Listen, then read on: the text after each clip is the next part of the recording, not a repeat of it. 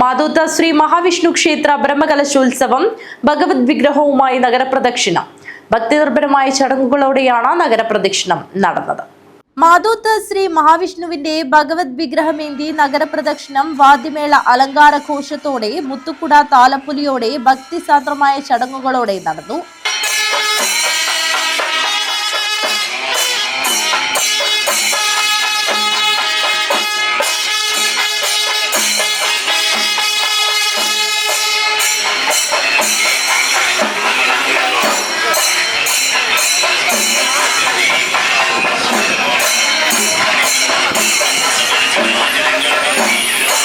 മഞ്ഞോട്ട് ദേവാലയം, അറയിൽ ഭഗവതി ക്ഷേത്രം, കലയറ, കീത്തോൽ മാടം, കവ്വാൽ മാടം, മുത്തപ്പനാർക്കാവ് ക്ഷേത്രം ചുറ്റി 10 മണിയോടെ ക്ഷേത്രത്തിൽ തിരിച്ചെത്തി. വഴിയോരങ്ങളിൽ വീടുകളിൽ ഭക്ത്യാദരപൂർവ്വം ഭക്തജനങ്ങൾ ആരതി സമർപ്പിച്ചു. മേൽശാന്തി ഇടമന നാരായണൻ നമ്പൂതിരി, ആഘോഷ കമ്മിറ്റി, ക്ഷേത്ര കമ്മിറ്റി, മാതൃസമിതി, സേവാസമിതി, ഭക്തജനങ്ങൾ നഗരപ്രദക്ഷിണത്തോടൊപ്പം അണിചേർന്നു.